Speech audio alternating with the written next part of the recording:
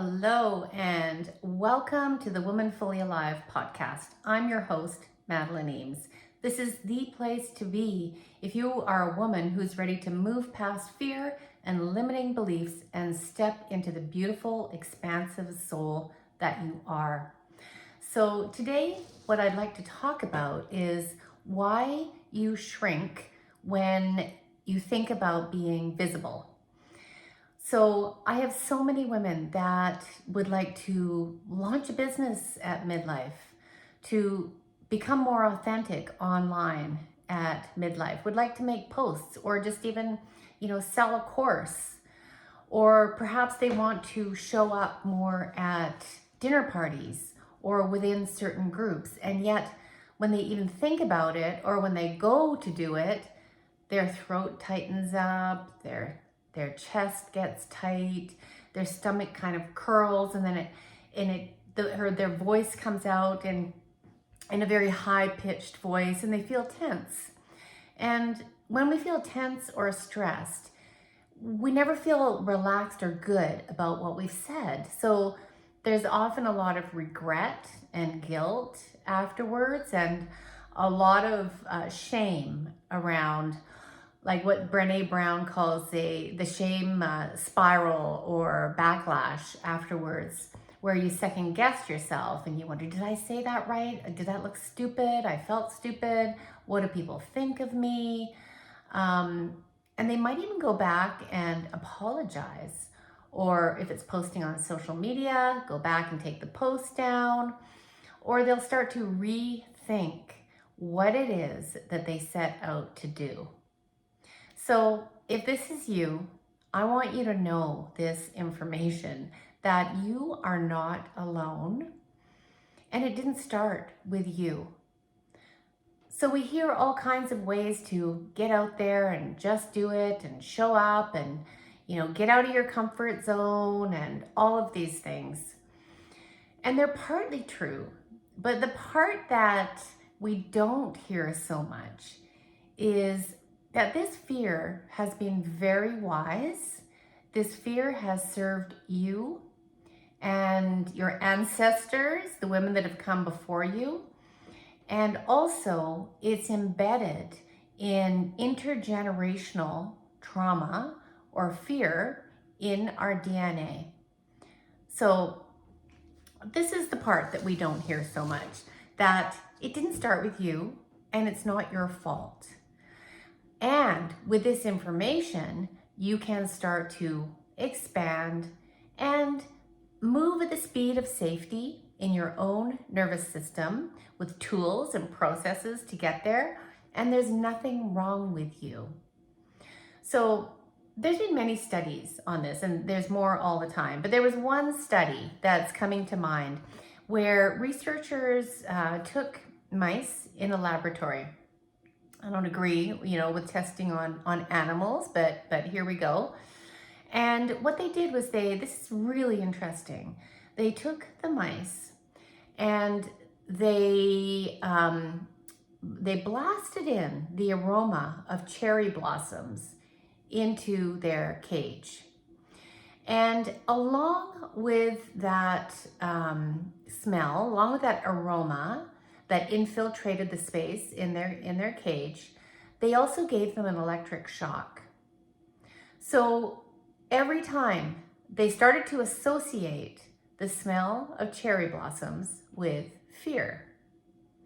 Now, yes, it sounds like a very cruel thing to do, doesn't it? But what they found was that their offspring, without having had this experience, were born with a fear of cherry blossoms, in that all they had to do was release the scent of cherry blossoms into the cage of their offspring, and their offspring went into a fight, flight, freeze response. Think about that. Now, women have been in a state of, fear, maybe not all the time, but certainly in past generations, many things have happened. We have the witch trials, we have all kinds of things, and even things that are still going on this planet. There's probably no woman's body that has a baseline of safety a lot of the time. And those fears can come in small ways. Well, for sure, the fear of showing up, the fear of being rejected, of being criticized, of being shunned.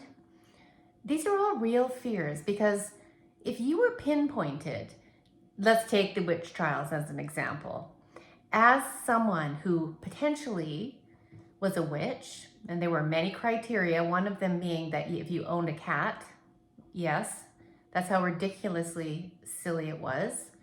And if you were shunned or pinpointed or became visible as a target, there were serious consequences, i.e. death.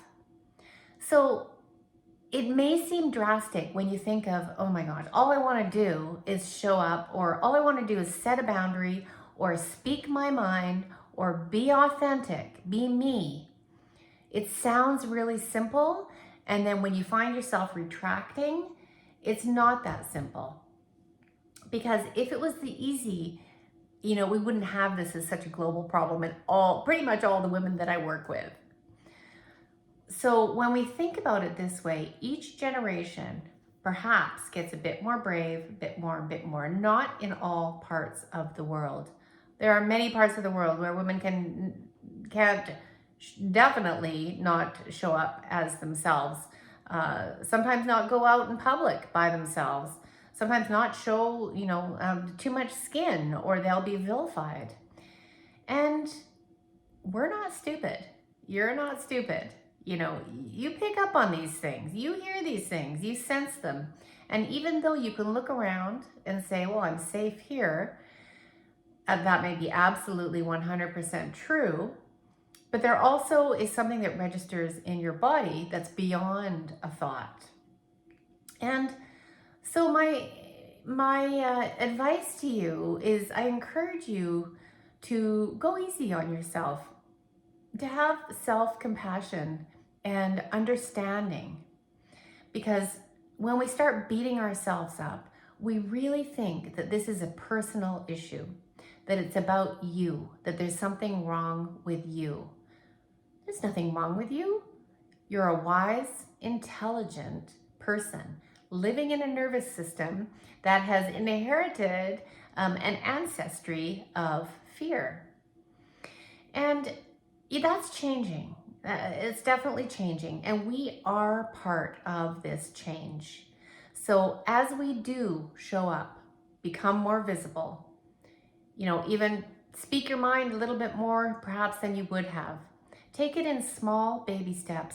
We are shifting the trajectory of the planet. And what I invite you to do is just a 1-degree course correction.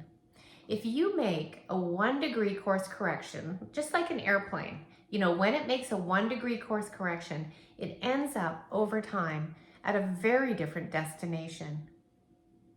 So what if you were to make a 1-degree course correction today and show up? Maybe show up messy. Maybe just show up the way you are.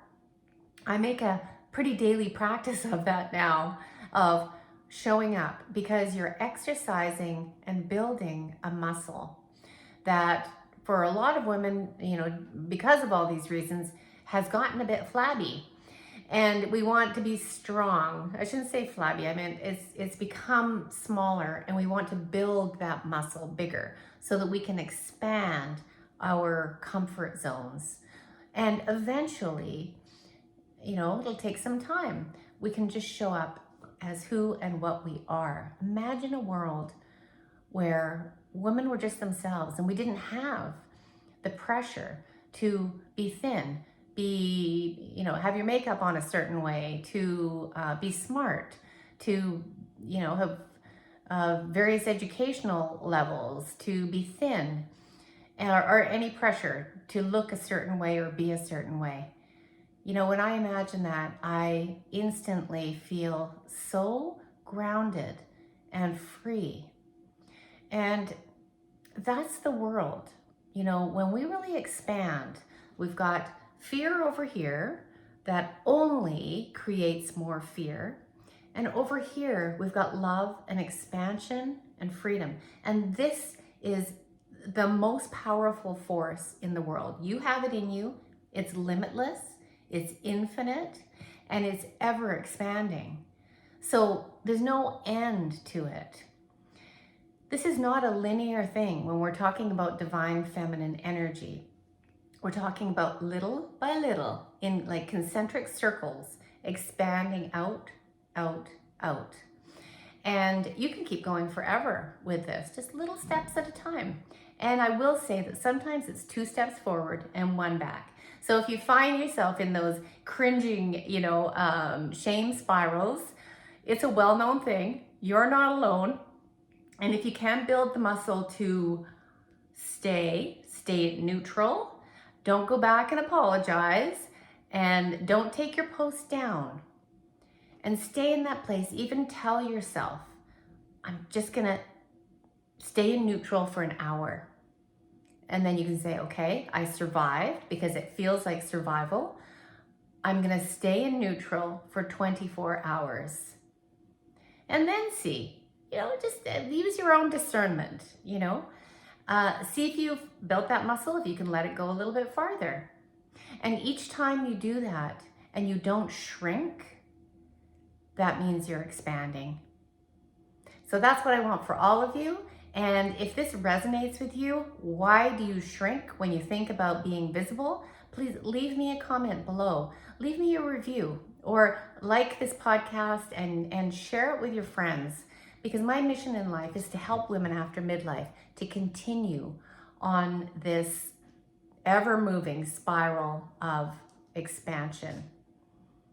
So thanks for listening. Hope you enjoyed it, and join one of my expansion breathwork journeys or my monthly course, the Expansion Blueprint Method.